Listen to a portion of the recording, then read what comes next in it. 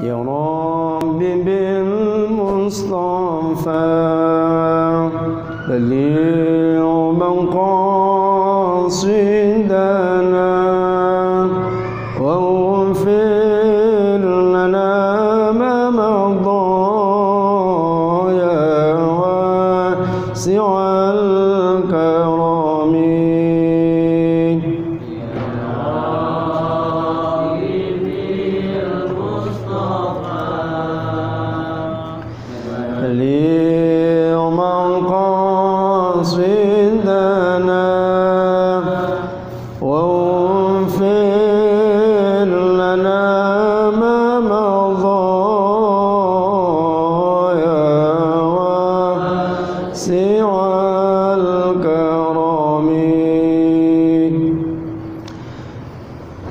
يا ربي واجعل رجائي غير منعكسين لديك واجعل حسابي غير منحزم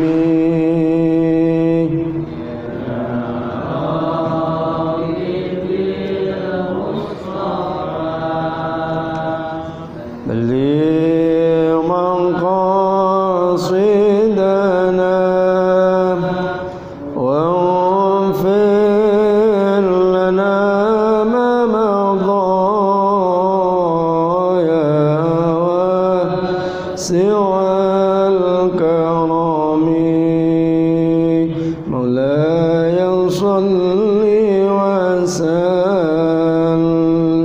دائما أبدا على حبيبك خير الخلق كلهم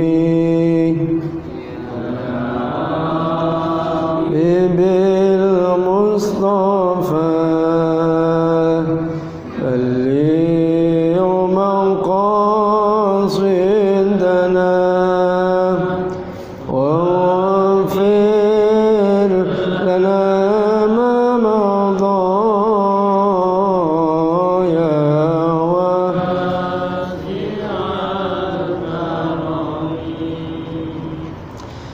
Alhamdulillahilladzi nahmaduhu wa nasta'inuhu wa nastaghfiruh wa na'udzu billahi min syururi anfusina wa sayyiati a'malina may yahdihillahu fala mudhillalah wa may yudlilhu fala hadiyalah.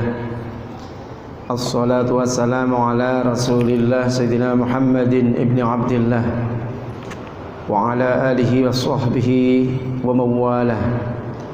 Allahumma arzuqna balaghata fahmin nabiyyin fasahata hifdzil mursalin wa ilhamal malaikatil muqarrabin bi rahmatika ya arhamar rahimin.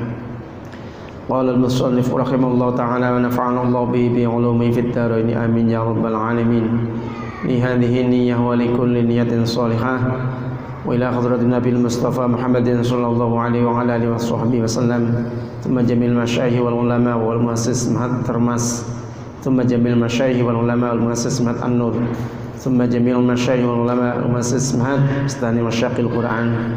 Thumma jamil masyayikh wal ulama wal muassis Ma'had Al-Anwar. Thumma li mu'allif hadzal kitab Hujjatul Islam Abi Hamid bin Muhammad Al-Ghazali. Sya'ila lahumul Fatihah. A'udzu billahi minasy syaithanir rajim. Bismillahirrahmanirrahim. Alhamdulillahi rabbil alamin. Ar-Rahmanir Rahim. Maliki yaumiddin.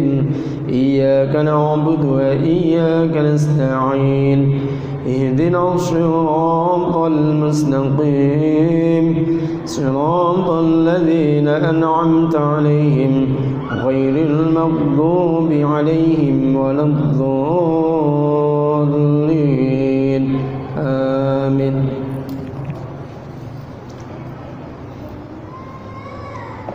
Allah, alhamdulillah teriring salawat dan salam serta tahmid memuji Allah Subhanahu wa taala. Mari kita baca hamdalah bersama-sama. Mudah-mudahan dengan bacaan hamdalah bersama-sama Allah melimpahkan dan menetapkan nikmat yang Allah berikan kepada kita. Allah istiqomahkan dalam ibadah kita. Allah istiqomahkan di dalam taat kepada Allah Subhanahu wa taala, akhirat kita ke dalam keadaan husnul khatimah. Amin ya rabbal alamin. Alhamdulillahi rabbil alamin. Allah, sekarang kita nyampe kepada bayanu amtsilatil qalbi ma'a junutihi al-batinati. Bayanu amtsilatil qalbi utawi iki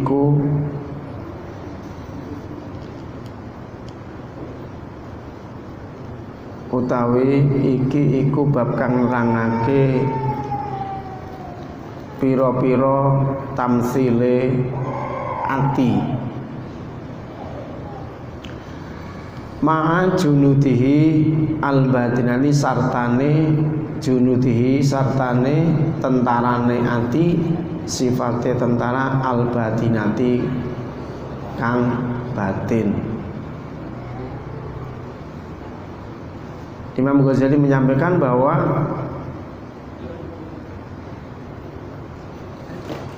ada bab yang menerangkan tentang tamsil, beberapa tamsil hati beserta tentara-tentara hati yang bersifat batiniah. Kemarin kita masih bahas hati yang sifatnya dohiriyah, Pak. Sekarang tamsil hati itu seperti apa? Jadi agar kita nanti punya gambaran bekerjanya tubuh kita ini sampai ada orang bermaksiat, sampai ada orang bisa melakukan kebaikan. Kok ada nafsu, kok ada jiwa, kok ada qalb, ada roh. Kok ada ilmu, ada hikmah. Itu caranya seperti apa bisa berfungsi, cara bekerjanya, berpengaruhnya ke dalam hati kita. Alam ngertiya sapa sira anna jundail qalbi ing sak temene bolorone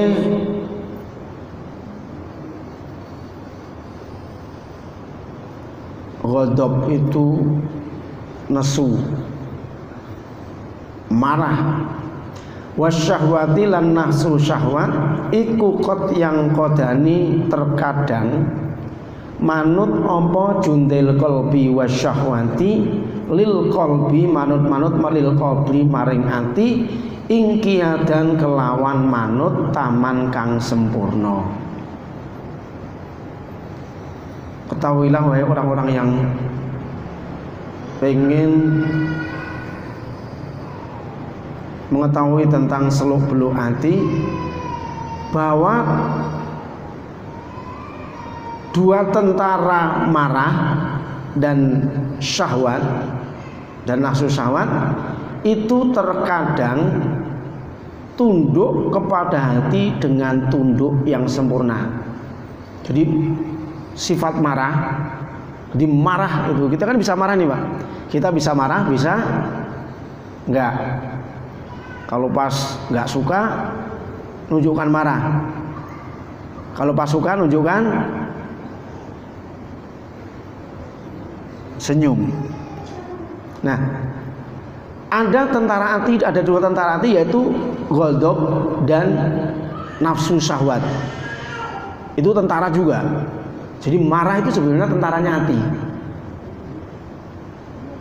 Nafsu syahwat itu adalah tentara hati juga. Nah, terkadang marah yang ada di diri kita, walaupun itu tentara hati, itu termasuk dua tentara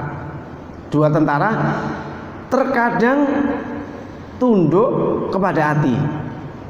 Jadi dua-duanya ini sifat marah atau sifat nafsu syahwat, keinginan ini kadang tunduk kepada hati. Ingkia dan taman tunduknya tadi sepenuhnya, jadi bukan hanya separuh-separuh, tunduk total.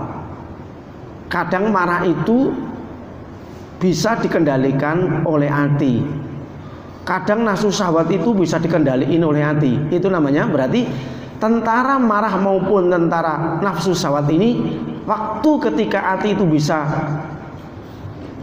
mengendalikan sifat marahnya, kemudian hati juga bisa mengendalikan keinginan-keinginan nafsu syahwatnya, berarti tentara syahwat maupun tentara kemarahan ini waktu itu tunduk kepada hati. Fayu'inuhu mongko nulungi ing ati apa dzalika mengkono-mengkono jundil ghadabi wasyahwati.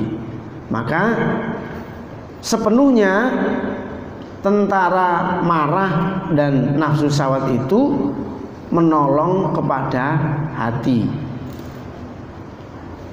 Ala tariqihi ing atase dalane ati alladzi yada tarik yaslukuhu kang ngambah sapa ati ing tarik.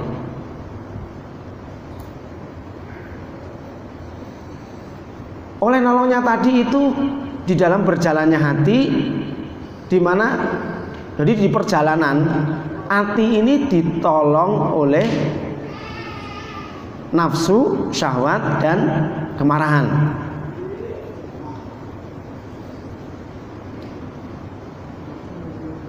Di mana hati itu sedang berjalan menuju ke perjalanan tadi. Jadi kita itu kan sebetulnya Pak, kalau hamba seperti orang yang pingin makrifat itu adalah orang yang pingin menuju ke jalan Allah. As-sair, orang yang sedang berjalan di jalan Allah, pingin menjadi orang makrifat. Nah, hati kita ini adalah sebetulnya ketika mendengarkan panggilan sholat atau ketika kita menginginkan kemarifatan, berarti hati kita sedang berjalan, pengen menuju kemarifatan dan melalui jalannya. Wa tahsunu murafaqatuhuma, dan bagusi apa murafaqatuhuma, yaitu kekancane jundil qalbi wasyahwati. Kemudian kedua tentara ini baik banget sama hati. Jadi tentara syahwat maupun tentara apa? Tentara ghadab, marah, ini baik banget sama hati. Kalau berteman istilahnya itu semuanya mangan ramangan kumpul. Wis udah ngudung klutang kluntung, enggak punya duit berdua aja kemana-mana. Itu. Jadi pertemanannya itu bagusin.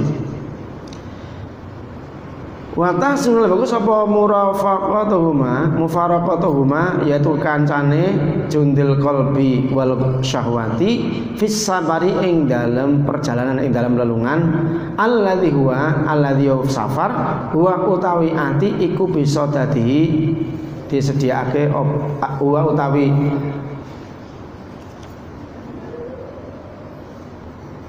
qalb iku bisa tadihi dan sediakake apa safar, disediakake ing safar, di mana perjalanan tadi memang sudah disediakan untuk perjalanan hati. Kami ulangi bahwa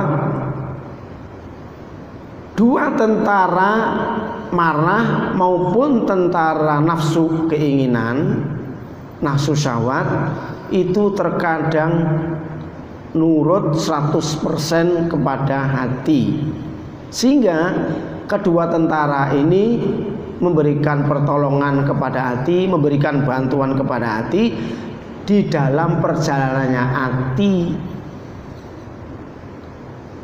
Kemudian kedua tentara ini selalu menjaga hubungan baiknya tadi di dalam perjalanannya, di mana hati sedang berjalan. Memang hati disediakan untuk berjalannya. Waqad yastaksiyani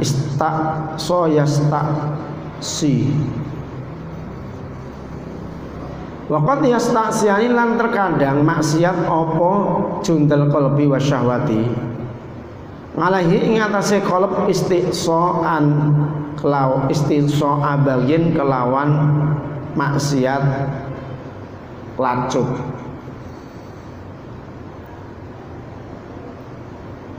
Lawan maksiat yang menyimpang, wa tamarrudin lan ndelaru. Ndelaru itu melampaui batas. Hatta yamlikahu, sehingga menguasai apa tentara hati, apa tentara marah dan tentara nafsu syahwat tadi ing hati. Terkadang dua tentara ini tidak mau membangkang perintahnya hati, marah atau nafsu syahwat terkadang juga marah atau tidak mengikuti perintah hati. Dia bermaksiat kepada hati, tidak mau mengikut, membangkang, keras kepala, melampaui batas, tidak mengikuti perintah-perintah yang ada di hati atau perintah hati. Wa yasta'bidahu, dan menjadikan hamba apa jundul ghadabi wasyahwati ing ati. Dan kedua tentara ini menjadikan ati itu menjadi budak. Mati kok dikuasai oleh dua tentara nafsu atau nafsu syahwat atau ghadab. Jadi bisa dua. Hati bisa menguasai dua tentara ini, hati juga bisa dikuasai oleh kedua tentara ini. Wa fihi halakuhu, wa fihi, dan iku tetep ing dalem qad yastaksiyani alaihi halakuhu, utawi kehancurannya, rusaknya qalb. Kalau hati itu sudah tunduk kepada tentara marah, hati sudah tunduk kepada tentara nafsu syahwat, maka itu kehancuran bagi orang yang memiliki hati tadi. Itu kehancuran berarti.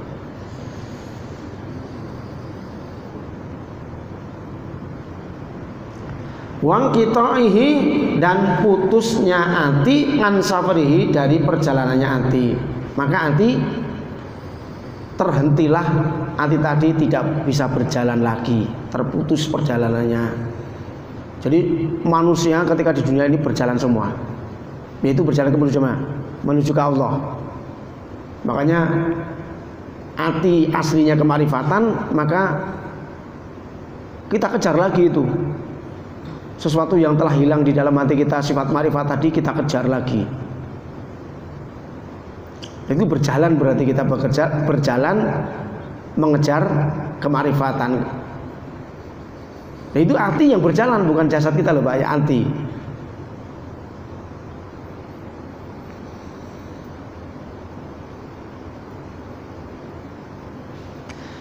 Alladzi bihi wusulu, alladzi bihi, alladzi safar bihi kang ing tetep, alladzi bihi wusuluhu, di mana dengan perjalanan tadi hati akan nyampe di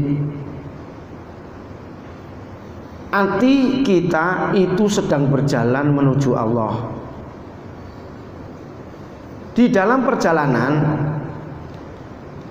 Ati bisa saja dibantu dengan sifat marah atau sifat nafsu syahwat.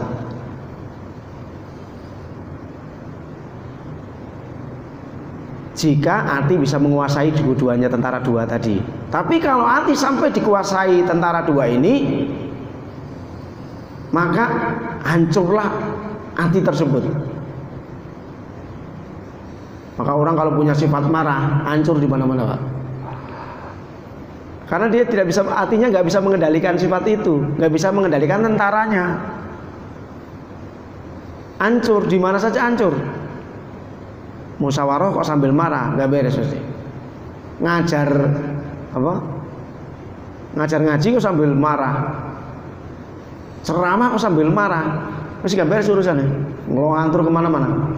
Yang bisa mulutnya nggak beres, nggak bisa terkontrol. Sampai lahirnya murah marah-marah terus akhirnya stroke, darah tinggi. Sempat marah.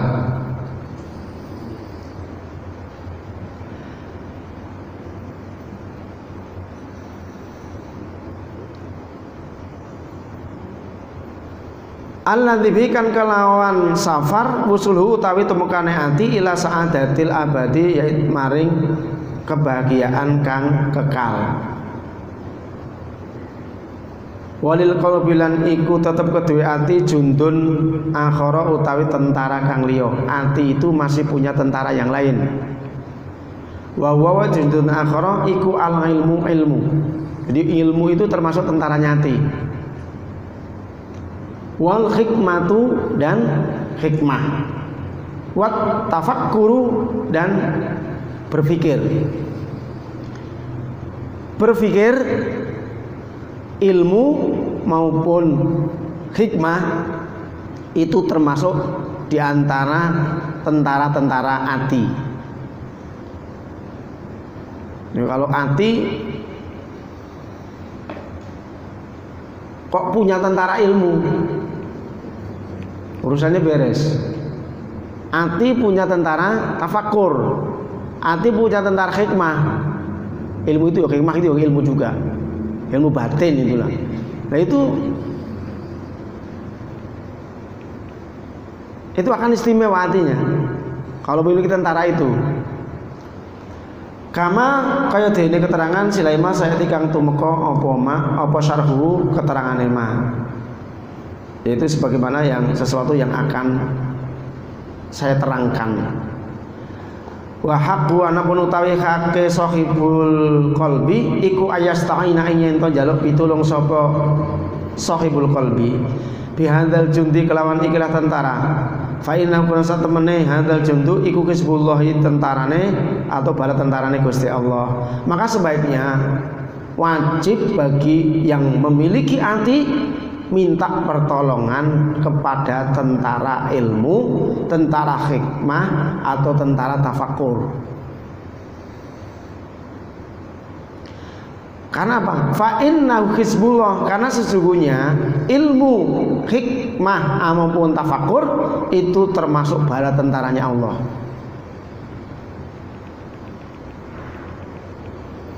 Jadi kita minta tolong amal ibadah itu ya pakai ilmu. Kalau nggak pakai ilmu ya kalah perang ya. Mau ngelawan setan nggak pakai ilmu, ya sholatnya ya nggak khusyuk.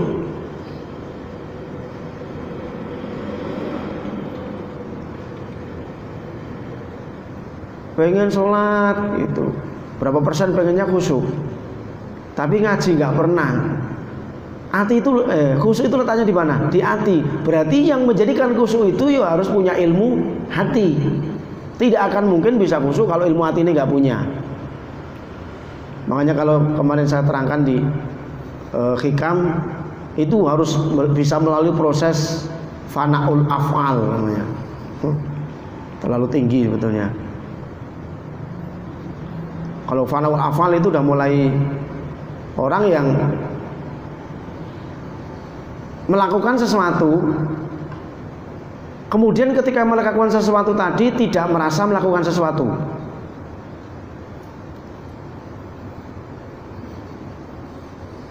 Karena dia hanya merasa ketika melakukan itu hanya pertolongan Allah. Kayak kita nggak, misalkan sama sekali nggak punya duit nih Pak, kita punya utang 100 juta, pekerjaan nggak punya, sudah 3 tahun 4 tahun nganggur, punya utang 100 juta,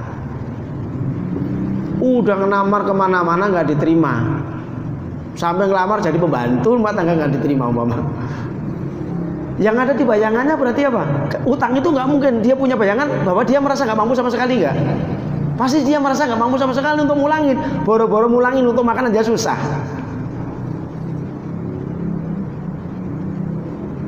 Kemudian ketika seseorang tadi dibantu oleh orang lain, tak lunasin, saya mau tanya, kira-kira dia merasa yang lunasin dia nggak? Dia merasa yang punya uang lunasi nggak? Pasti tidak. Karena apa? Yang lunasi orang lain. Tapi lunas karena orang lain. Jadi dia nggak merasa ngapa-ngapa, nggak merasa memiliki uang bisa untuk lunasin. Sampai-sampai orang lain yang lunasi, uang yang bayari gak lewat tangannya, malah orang lain yang transfer langsung ke orangnya yang ngutangi tadi. Akhirnya dia merasa bahwasanya dia tidak melakukan itu. Akhirnya yang melakukan siapa? Ya temennya yang lunasin tadi. Ini kalau orang bisa seperti ini, ya luar biasa. Akan lebih hebat lagi ketika kita sudah sholat itu, setelah sholat kita nggak merasa itu apa yang kita lakukan.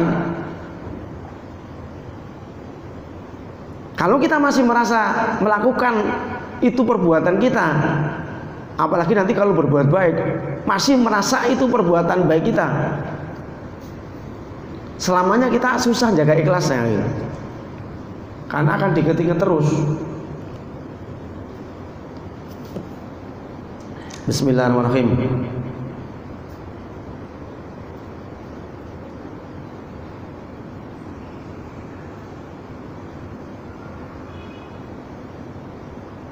Fa innahu hizbullah ta'ala, mongko sak temene, fa innahu mongko sak temene hadzal jundu iku hizbullah ta'ala, tentarane Gusti Allah taala. Ngalal junda ini ngalahake ing atase, mengalahkan atas 2 tentara al-akhara ini yang terakhir, kedua-duanya yang paling akhir tadi.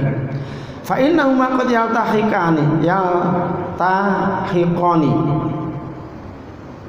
iltahaqa yaltahiqani. Fa innahuma mongko sak temene loro-lorone junda ini iku qad yaltahiqani, terkadang ketemu apa junda ini bihis bisyaitani, kelawan tentaranya setan. Dan terkadang 2 tentara ini terkadang bisa ketemu dengan tentaranya setan. Fa'in taraka al-isti'anah, fa'in taraka mongko lamun tinggal sapa sahibul qalbi al-isti'anata ing jaluk tulung, wasallata lan nguasani ala nafsi ngatasé dheweke sahibul qalbi apa jundul ghadabi wasyawati, tentarane marah lan nafsu syahwat, halaka mongko mesti rusak sapa sahibul qalbi yakinan kelawan nyata, kelawan benar-benar yakin. Maka kalau seseorang sampai tidak minta pertolongan kepada tentara Allah tadi, kemudian jiwanya dikuasai oleh tentara ghadab dan tentara nafsu syahwat, hancurlah orang tadi yang memiliki anti tadi. Wa khasira, dan rugi sapa sahibul qalbi khusranan mubina, kelawan rugi kang pertelo, khusranan kelawan rugi mubinan kang pertelo.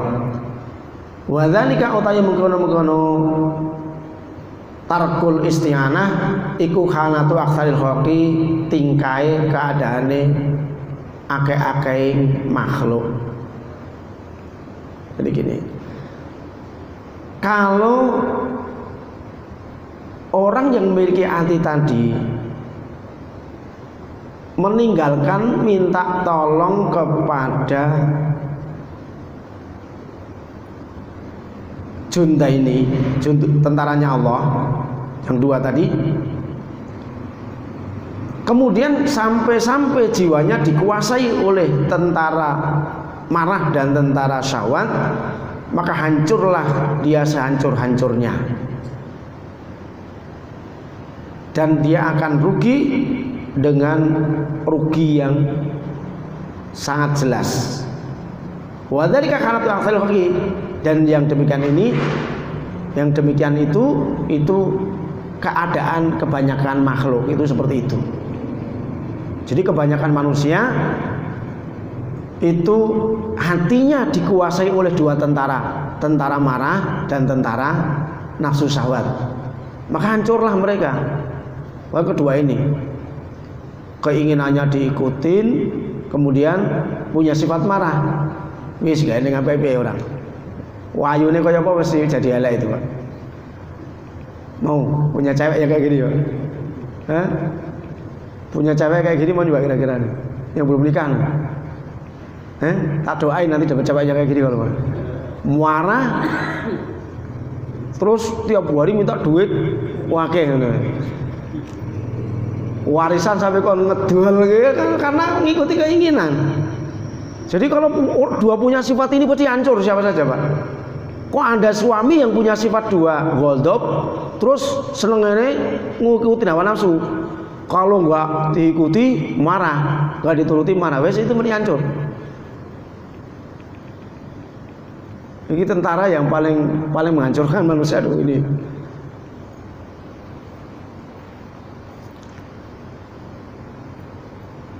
Fa inna uqulahum sarat musakhkharatan.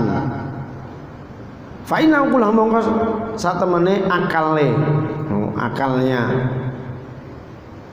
aksarul khalqi iku sorot dadi apa uqulahum dadi iku musakhkharatan den tundukake li syahwatihi maling nafsu syahwate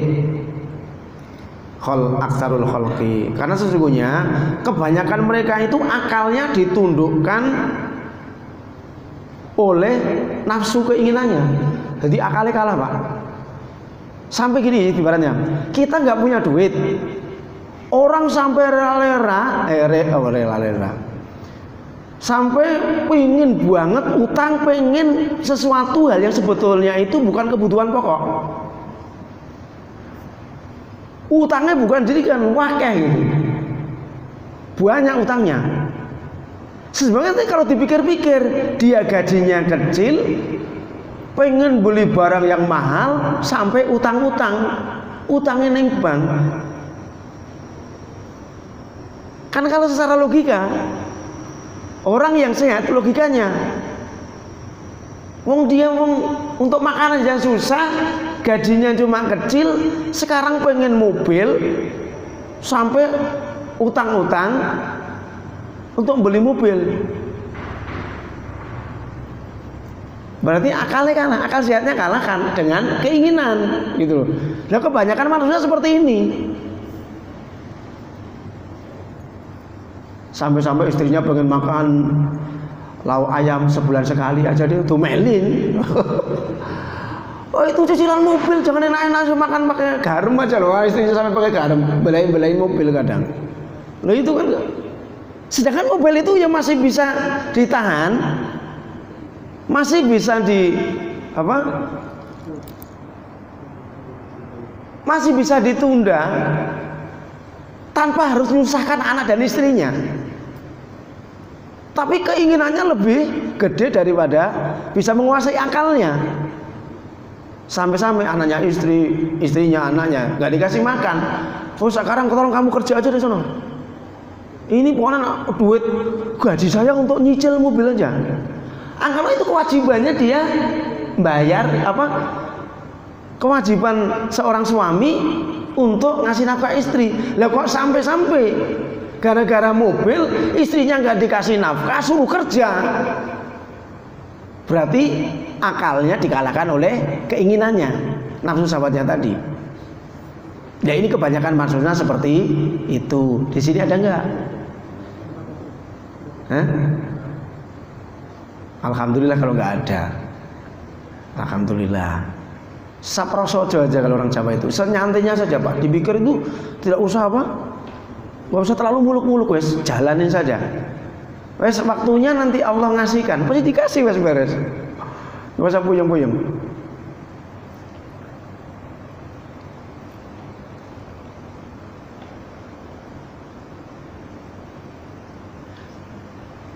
Fa inna uqulahum sarat musakharatan li syahwatihim fi istimbatil khiyali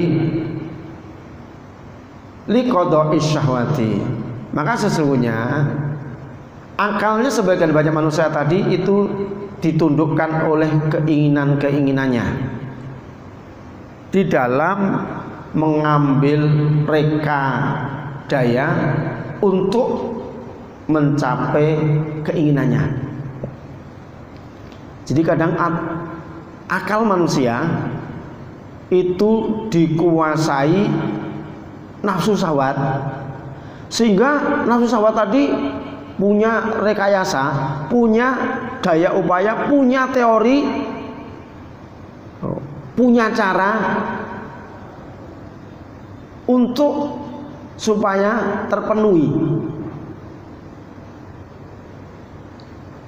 Udah kerja 8 tahun kok beli mobil nggak mampu, beli motor aja nggak mampu. Ah, korupsi ya, loh. Berarti kalah ininya. Nah, menjalankan korupsi tadi, ukulnya, akalnya dikuasai nafsu syahwatnya berarti. Jadi berarti dia nggak punya otak. Kan gitu intinya.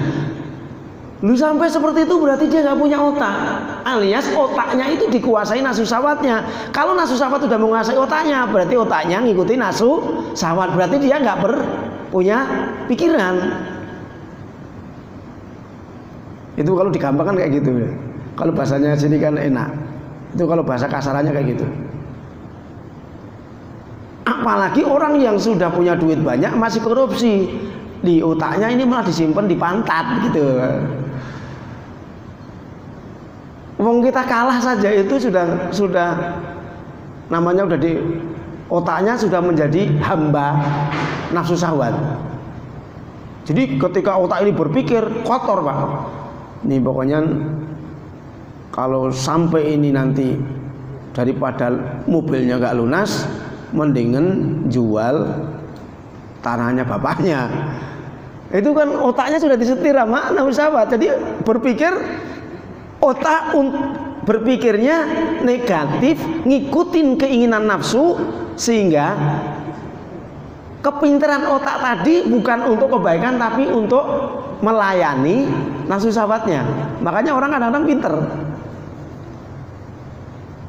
Nah, ini namanya terjebak akalnya kepada nafsunya.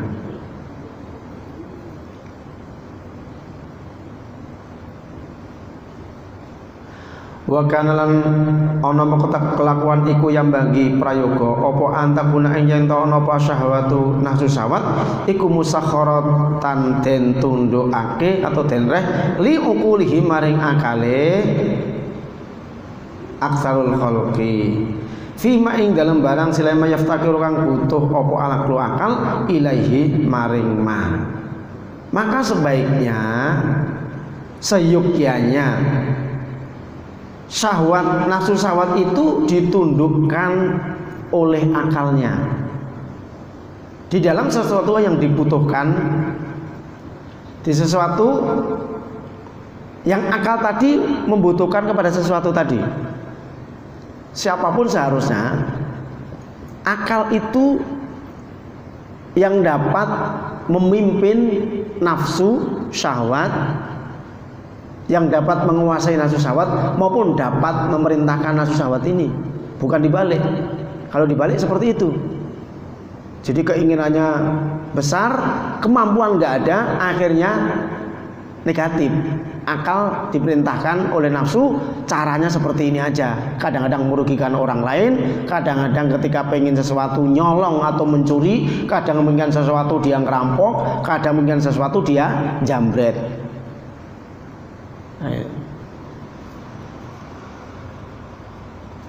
wa nahnu nuqarribu wa nahnu tawi ingsun iku nuqarribun gampangke sapa ingsun dalika ing mengkono-mengkono amsilah ila fahmika maring kefahamanmu bisalasai amsilatin kelawan telu pira-pira tamsil. Maka saya Imam Ghazali itu akan mempermudahkan tentang tamsilnya ati di dalam ila fahmika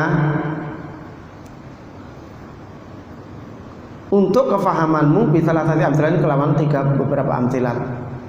Jadi Imam Ghazali membuat 3 tamsil tentang hati agar kita semua ini bisa mudah memahami. Al-mithalul awal utawi tamsil yang pertama iku annakula en yen ngucap sapa ingsun mithlun nafsi atau masalun nafsil insani utawi perumpamaane nafsu jiwane menungso atau jiwa masalun nafsil insani utawi perumpamaane jiwane menungso fi badanihi ing dalem badane insan akni negesi sapa ingsun bin nafsi kelawan nafsi al-latifah itu al-latifah al-latifata ing latifah. Bahwa ketika Imam Ghazali menyebutkan an-nafs, nafas jiwa itu adalah sesuatu hal yang lembut. Al-madhkuratu yang al-madhkurata yang disebutkan opo al-latifah yang dulu pernah dibahas. Nafas, ruh, qalb dan akal pernah kita bahas. Kama salimanikin itu sebagaimana raja. Jadi tubuh kita ini kita punya jiwa. Itu perumpamaan jiwa yang ada di dalam diri kita ini sebagaimana raja fi madinatihi di dalam kotanya Malik wa mamlakati dan kerajaan Malik. Perumpamaan nafsu yang jiwa yang ada di dalam diri kita itu adalah sebagaimana raja yang berada di kota, di kotanya, di kekuasaannya dan di kerajaannya. Fainal badana maka sesungguhnya badannya itu mamlakatun nafsi itu adalah keratone ati. Jadi badan kita seluruhnya ini kerajaan hati. Jadi kalau tubuh kita semua ini adalah kerajaan hati namanya.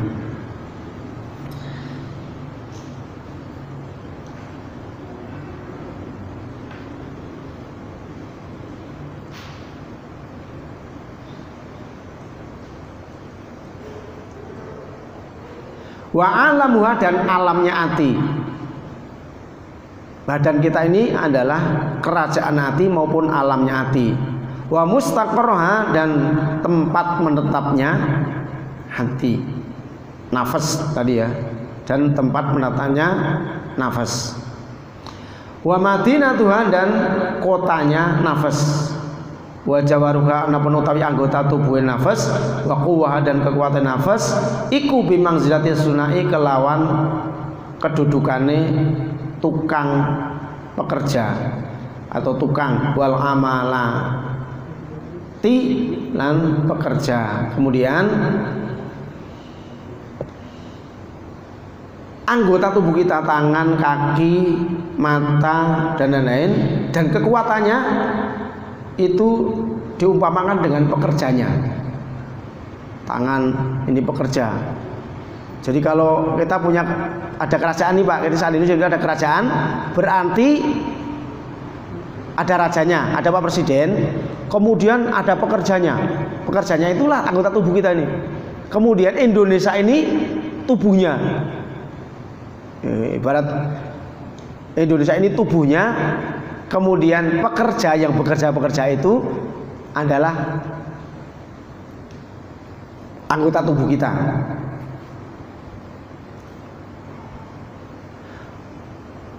Wal quwwatu al-aqliyatu wal quwwatu lan kekuatan itu yang bersifat akliyah. Al-mufkiratu kang mikir-mikir lahu kedue insan iku kal musyiri sebagaimana orang yang memberikan isyarat an-nasiki dan yang memberikan nasihat wal waziri dan sebagaimana menterinya, al-aqili kang berakal. Kemudian kekuatan yang ada di tubuh manusia tadi dan akal dan pikirannya tadi itu sebagaimana penasehat, orang yang selalu memberikan penasehat. Jadi raja itu ada penasehatnya.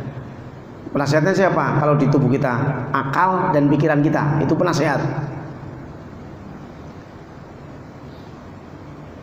Wal waziril al-aqili dan patih atau menteri yang berakal.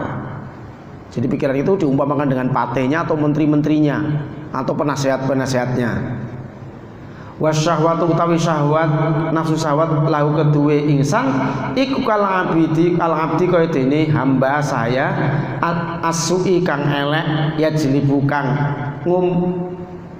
kulakan sapa al-abd atau ama ing panganan wal mirota dan bahan makanan ilal madinati maring kota. Kemudian nafsu syahwat itu diibaratkan dengan pelayan yang sering pergi mencari kulakan atau apa ya, membeli bahan pokok makanannya. Gini aja lah, kalau ada orang yang bawa duit ngabet tadi nih, hamba saya tadi, kok orangnya jelek, yang suruh belanja kok orangnya jelek, tingkah lakunya, kira-kira negaranya bisa beres nggak? Pasti nggak beres. Dikorupsi semua Pak, yang bukan duit korupsi lagi, ntar di bawah korupsi habis. Nah ini sama. Di sini syahwatnya, nafsu syahwat itu sebagaimana hamba pelayan yang sifatnya jelek, yang punya tugas membeli kulakan orang Jawa itu membeli bahan makanan pokok maupun makanan. Perginya kemana? Ila Madinah, di dalam pergi ke kota. Wal ghadabun utawi sifat marah, wal hamiyatu dan berangasan. Lalu kedua insan iku kasohibus syurototi, yaitu sebagaimana polisinya. Ghadab sifat marah dan apa? Hamiyah, berangasan gak karu-karuan itu. Panasan nantinya itu polisinya. Wal abdu utawi kaulo al jalibu yang kulakan lil mirati maring bahan makanan iku kadzabun tukang bohong, makarun tur penipu, khudaun tur jahat. Sedangkan hamba yang kan kita punya nafsu syahwat ya tadi ya. Syahwat itu ibarat hamba tadi, pelayan tadi. Nah, pelayannya tadi namanya nafsu syahwat itu kan kurang ajar Pak. Makanya sama. Dan pelayan tadi yang sering membeli makanan ke kota tadi itu punya sifat bohong, sifat penipu, sifat jahatnya bukan main. Khabithan yang sangat jelek. Ya tamatsalu bi suratin nasi, tapi dia punya tampang itu punya tampang dan merubah dirinya itu sebagai orang pemberi nasihat. Jadi punya sifat jelek, tapi dia ketika bicara itu kayak orang istimewa.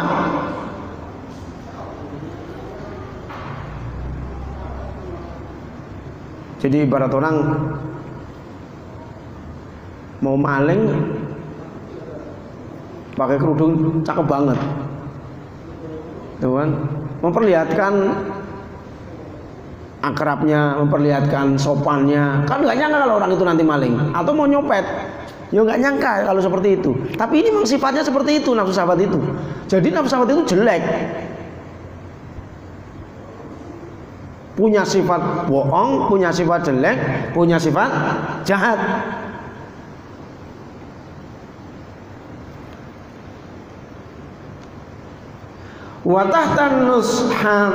Watahtanusihi, dan itu di bawah nasihatnya Abdun tadi, asyaru utawi kejelekan, al-hailu yang menakutkan, wasummu dan racun, al-qatilu yang dapat membunuh. Sedangkan seorang hamba yang menjadi penasihat tadi sebetulnya kan punya sifat yang jelek. Setiap nasihatnya pasti akan menghancurkan siapapun yang mengikuti nasihat orang tadi, itu akan hancur hidupnya dan akan mati karena racun yang dapat membunuh. Tapi nggak nampak. Gini aja lah. Sekarang ketika ada orang yang sudah dielulukan, sudah dijuluki ustadz, apalagi sudah di TV terkenal kemana-mana,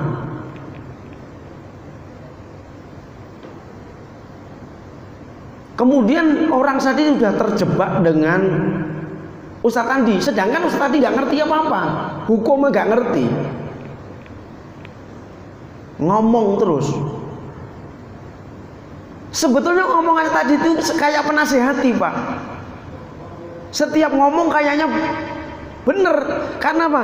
Dia ini adalah hamba yang, atau kawula pelayan yang jelek sifatnya, suka bohong, tapi di depan orang sebagai orang yang memberikan nasihat. Makanya ketika nasihatin, karena orang terlanjur sudah mengikuti, orang sudah simpati, apapun omongan nggak pernah disaring lagi, benar saja. Akhirnya begitu salah tetap dibelain mati-matian. Ini udah terjadi kayak gini. Sampai-sampai banyak sekarang ini orang yang sudah bodohnya masih kebodohan gitu, Pak. Belajar Islam aja belum lama, sudah pun jadi ulama yang dielu-elukan.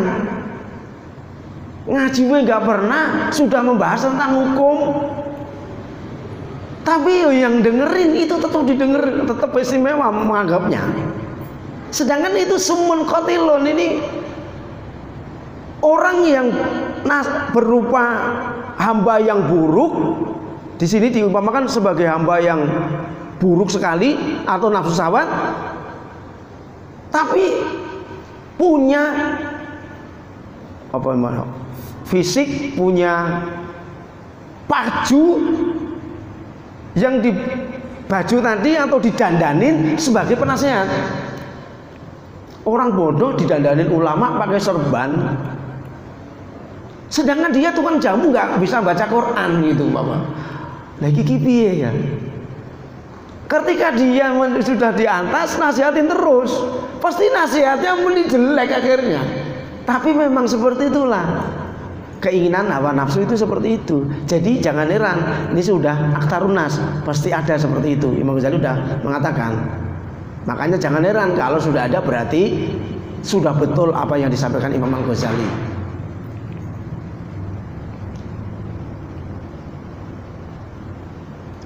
Nafsiri Quran udah wacak-acakan.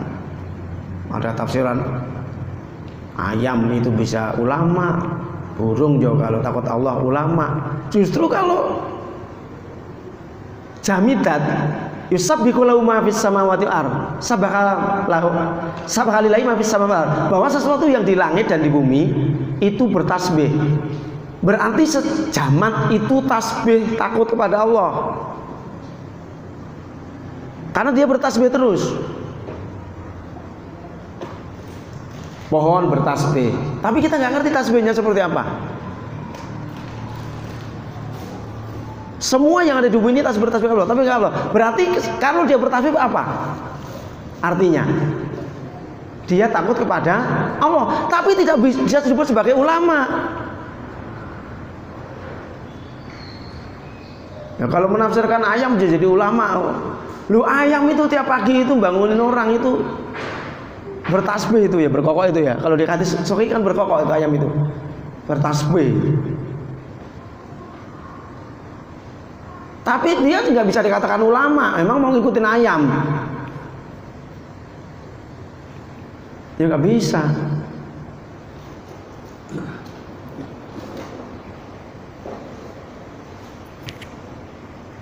Kemudian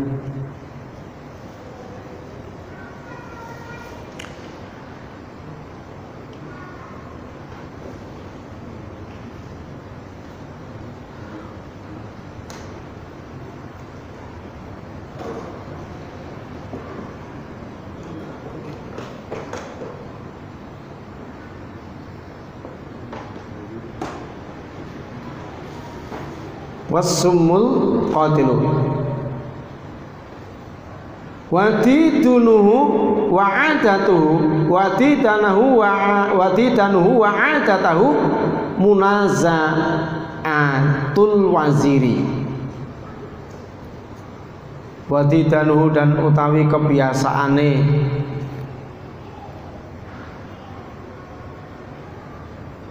wa'adatuhu lan tegese kebiasaane abet iku munaza'atul waziri, menentang perintah patih atau menterinya.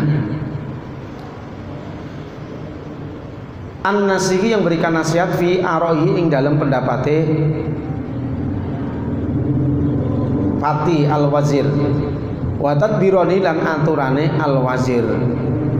Dan nafsu yang ditamsilkan oleh Imam Ghazali sebagai seorang hamba yang jelek tadi, itu tugasnya tiap hari cuma menentang perintah wakilnya raja tadi.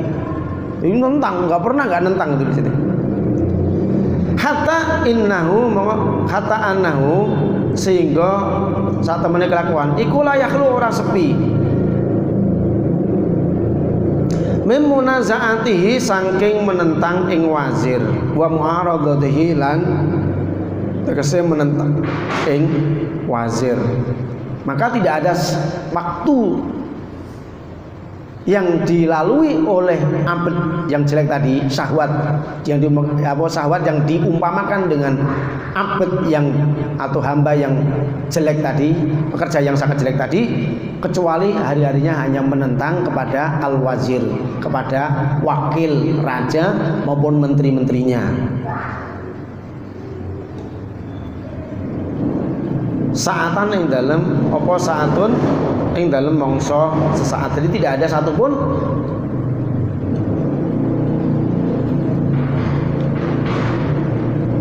tanpa hari, tiada hari tanpa menentang. Tiada hari tanpa menentang itu berarti tidak pernah tunduk atau tidak pernah mengikut. Ini hamba ini tadi ini sifatnya seperti itu memang.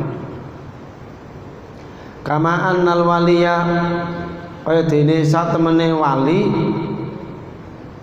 penguasa fi mamlakatihi ing dalem kotane ing dalem bawahane wali iku idza kana ing dalem nalikane ana apa wali ku mustaghisan njaluk pitulung sapa wali fi tadbiratihi ing dalem ngature wali biwazirihi kelawan pembantune wali was mustasyiron lan bermusyawarah sapa wali lahu maring wazir wa muridon lan mengungan isyarati hadal abdi saking isyarah ikilah kawula al khabithi kang jelek mustadilan bi isyarati mustadilan kang amrih dalil bi isyarati kelawan isyarahe wazir fi anna sawaba ing dalam sak temene kang bener iku fi naqidira'ihi yaitu ing dalam kebalikane pendapate abet iku adabahu mongko akon didik sapa wali ing wazir akon didik sapa wali ing wazir syurata tahu ing pulisine wali. Wasa sahulan akon mimpin sapa wali ing wazir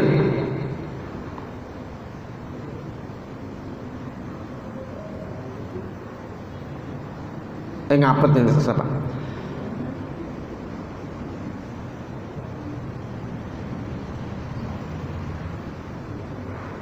Iku ada bahu akon didik sapa wali ing abet syuratahu ing pulisine wali. Jadi rajane tadi, orang yang punya atau wali tadi itu disuruh menyuruh kepada wazirnya untuk mendidik hamba tadi. Wasasahu dan akon mimpin sapa wali ing abet wazirahu ing liwaziri maring patihe atau maring pembantune atau menterine al-wali. Jadi gini,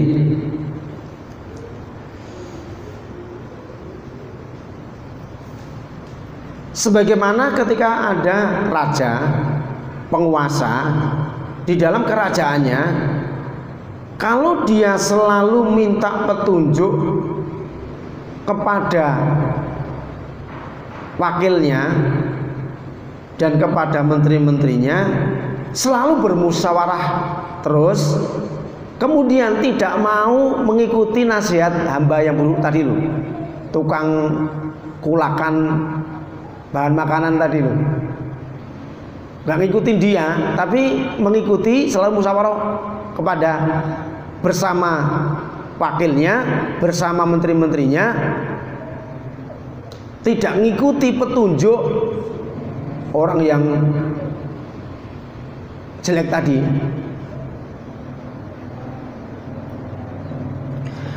Wa ja'alahu mutamiran lahu musallitan min jihati ala hadzal abdil khabithi. Kemudian si wali tadi menjadikan wazir itu mutamiran. Kemudian wali tadi menjadikan abd tadi sesuatu yang selalu dibicarakan, dimusyawarahkan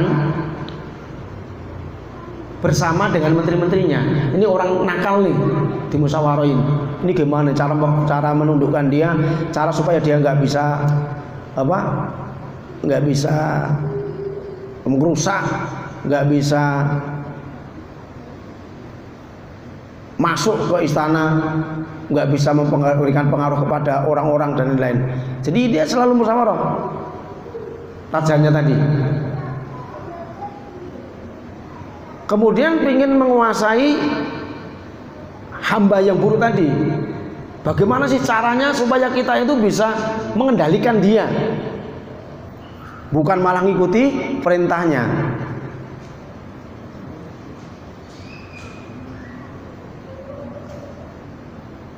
Wa'ad bahi dan pada pengikut-pengikutnya al-abdul khabith, wangsori dan penolong-penolongnya Abdul Khabith, hatta yakuna sehingga ana apa sapa al-abdu kawula iku masusan terpimpin, sehingga hamba seorang yang jelek tadi itu dipimpin, la saisan bukan memimpin, wa makmuran dan menjadi orang yang selalu diperintah, la amiron bukan malah yang perintah.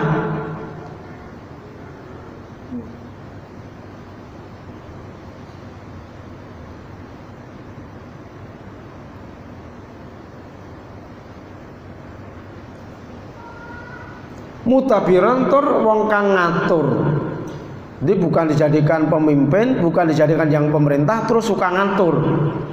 Istiqomah maka bakal lurus, maka bakal berdiri, bakal tegak.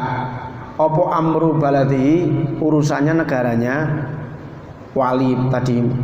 Wantadomalan bakal sumrambah, tersusun opo al-adlu keadilan, bisa babi kelawan sebabnya wali.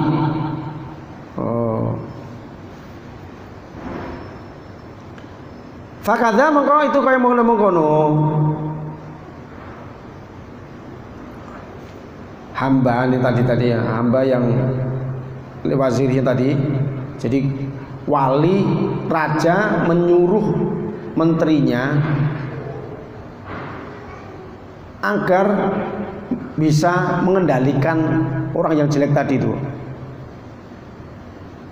Ila akhiri an-nasu utawi nafas mata ista'anat ing dalam nalikane jaluk pitulung apa nafas bil akli kelawan akal wa udibat lanten pulang apa akal bitaham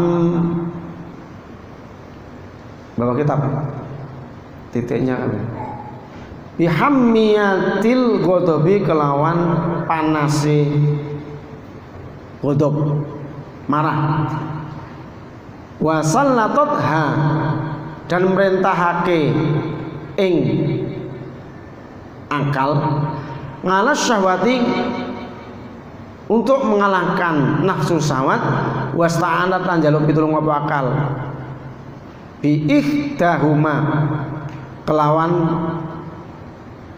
anafas wasallatoha lan ngalahake merintahake ing nafas kala syahwati ing ngalahke ngatasi nafsu syahwat wasta'ana lan jaluk pitulung apa nafas bihtahuma kelawan salah sijine tahammiyatul ghadab wasallatoha ala syahwati al ukhra ing atase liya taratan ing dalem siji mangsa bi antu qalila kelawan ing nyeto ngidekake sapa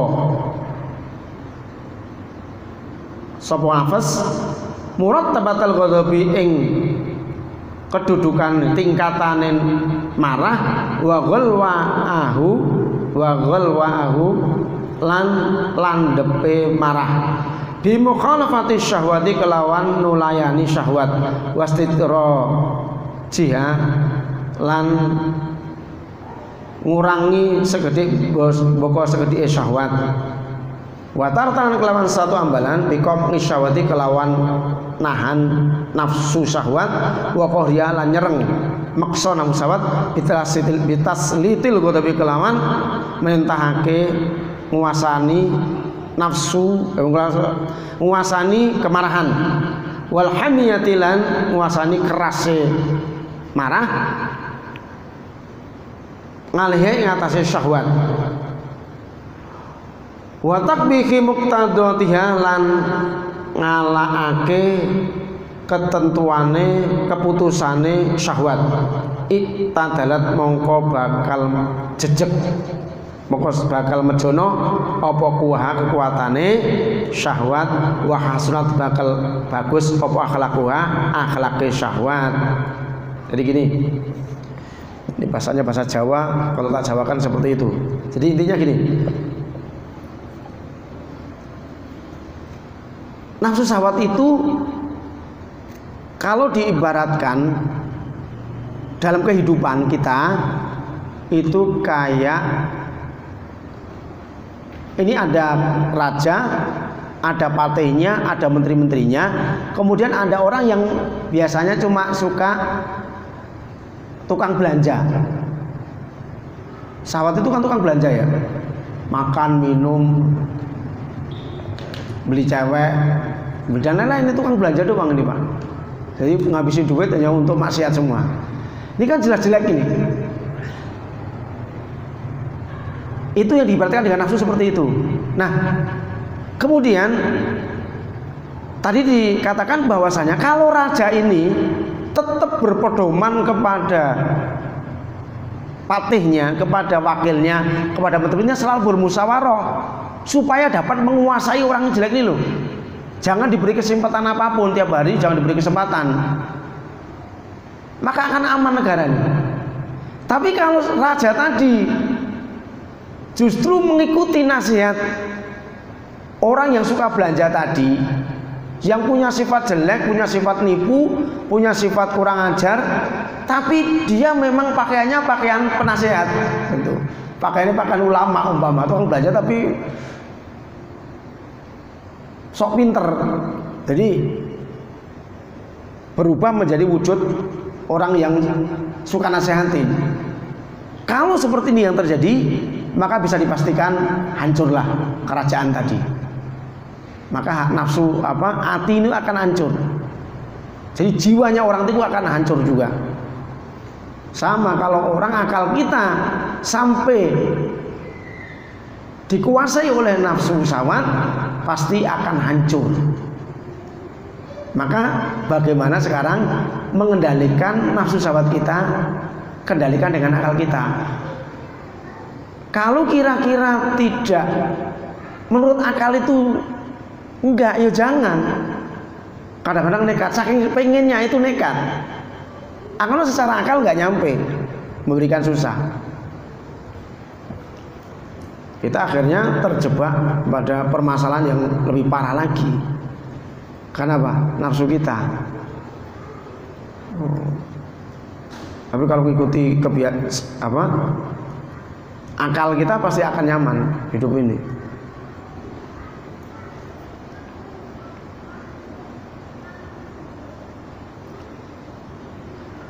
Wa man atlana di thariqah kana kaman qala Allah taala fihi. Maka barang siapa yang berpindah dari cara yang baik ini, maka itu masuk ke dalam kategori firman Allah Subhanahu wa taala, "Afara'aita man ittakhadha ilahahu hawa wa adallahu Allahu ala ilmin." Afara'aita mongko weruh sapa sira man ing wong ittakhadha kang ngalap sapa wong ilahahu ing tuhane wong hawahu ing hawa nafsune wong. Adakah kamu tahu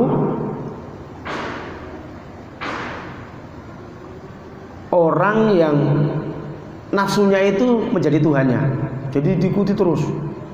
Berarti ada orang yang nafsunya itu jadi Tuhan, dijadikan Tuhan oleh orang tadi. Wa amdallahu Allahu ala ilmin, dan Allah membiarkan dia di dalam dia itu memiliki ilmu tapi tersesat, punya ilmu tapi masih juga tersesat. Karena apa? Ngikuti hawa nafsu. Jadi ilmunya, kepintarannya itu untuk bodohin orang lain, kepintarannya untuk nipu orang lain, kepintarannya ahli-ahli IT itu mungkin dan lain-lain. Ilmunya pinter tapi takutnya untuk bobol bank, itu akhirnya untuk nipu orang dan lain-lain. Itu berarti orang tadi mengikuti hawa nafsunya. Allah Ta'ala wattaba'a hawahu famathalhu kamathalil qalb in tahmil 'alaihi yalhath aw tatrukhu yalhath. Wattaba'a hawahu, dan manut sapa wong hawahu ing hawa nafsune wong. Famathalu mongko perumpamaane wong kang ngikuti hawa nafsu mau kamathalil qalbi sebagaimana anjing. In tahmil, kalau kamu, tahmil itu geruduk. Geruduk apa Pak?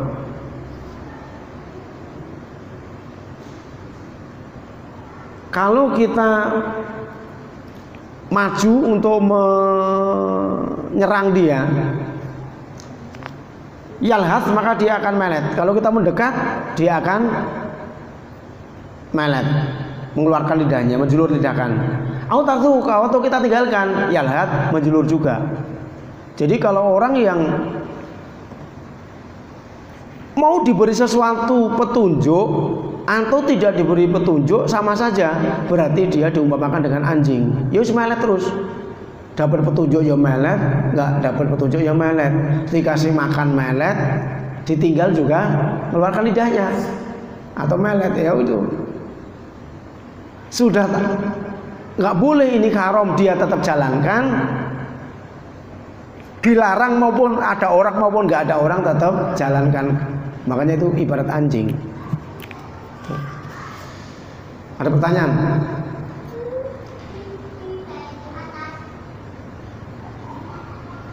Jelas nggak? Soalnya kalau tak global lebih enak kali ya. Dibaca satu-satu takutnya nggak paham. Paham nggak? Bisa dipahami nggak? Jadi tadi nafsu itu kayak hamba. Marah itu bagaikan, kan tadi ada nafsu. Di manusia itu ada apa? Apa nafsu. Kemudian badan ini ibaratnya ini adalah kerajaannya. Anggota tubuh itu ibaratnya apa anggota tubuh? Tentaranya anggota tubuh itu. Atau kekuatannya atau pekerjanya. Kekuatan akal kita ini adalah penasehat. Kemudian ada satu syahwat namanya. Syahwatnya itu orang yang suka belanja, tapi punya sifat jelek. Nafsu syahwat itu suka belanja, suka ngabisi duit dan lain-lain, tapi punya sifat jelek. Tukang belanja, tukang boros duitnya dijadikan bendahara. Tukang nipu ya wis ora beres. Makanya sama.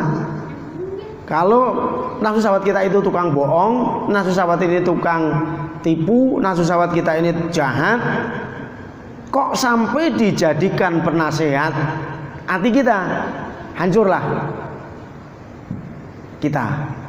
Tuh, itu perumpamaannya seperti itu sebetulnya. Ini hanya supaya gampang dipahami sebetulnya Imam Ghazali itu menerangkan itu.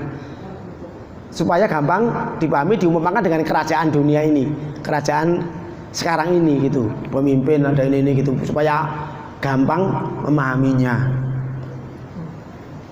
Tapi kalau memang rajanya tadi selalu bermusyawarah dengan menterinya, bermusyawarah dengan wakilnya, kemudian menyuruh tentaranya dan menterinya mendidik orang yang suka belanja tadi, punya sifat jelek tadi, supaya dia benar-benar jadi orang baik, maka akan istiqomah, maka akan bisa berlanjut negaranya.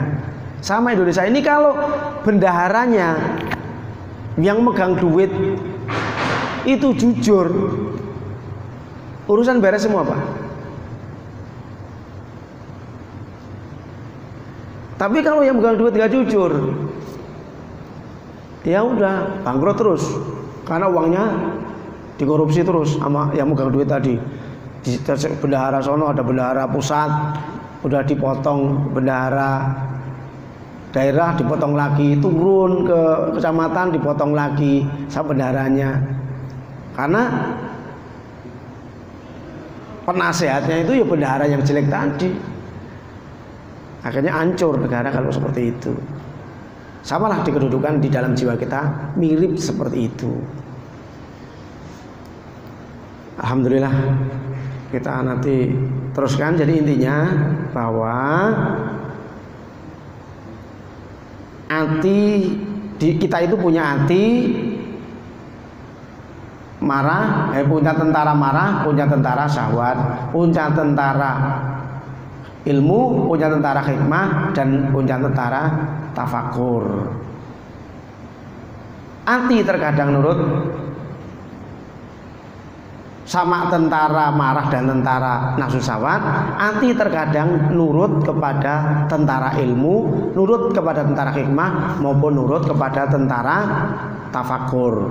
Kalau hati nurut kepada tentara syahwat dan ghadab, maka hancurlah orang yang memiliki hati tadi. Tapi kalau yang diikuti hati ini adalah ilmu, hikmah, dan tafakur, maka akan selamat dia. Jadi terserah, kita akan ngikuti nafsu, keinginan terus, apa ngikuti ilmu, ngikutin hikmah, tafakur. Jadi dua pilihan. Makanya kalau bisa hilangkan dua sifat, sifat marah dan sifat nafsu syahwat, selamat insya Allah. Kalau dua sifat itu maka ditekankan, dua sifat itu yang dapat menghancurkan. Nanti ada tentara-tentara lagi. Kenapa orang kalau di sini nanti ada kok orang bisa hasut itu apa? Mungkin di belakang-belakang. Kalau memang nanti susah dipahami bisa nanti setelah acara ini bisa langsung ditanyakan lagi supaya bisa. Saya udah tak pelan-pelan tak ulang-ulang lagi supaya tidak muter-muter atau enggak bingung malahan. Sebetulnya saya dipermudah, ini Imam Ghazali juga mempermudah seperti itu. Sulit tapi sekarang dipermudah seperti itu, yang gampangannya seperti itu. Insyaallah kalau kita belajar terus nanti manfaatkan, akhirnya kita bisa ngalahkan ghadab ama nafsu syahwat kita. Mudah-mudahan manfaat itu timbal akhirah. Allahumma shalli ala sayyidina Muhammadin.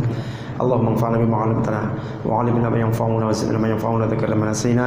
Allahumma inna nas'aluka ma 'allamtana faratutu ilaina inna hajatina ilaih. Rabbana atina fid dunya hasanah wa fil akhirati hasanah wa qina adzabannar. Sallallahu alaihi wasallam Muhammadin wa alihi wasallam. Subhana rabbika rabbil izzati amma yasifun wa salamun alal mursalin. Alhamdulillahi rabbil alamin. Assalamualaikum warahmatullahi wabarakatuh.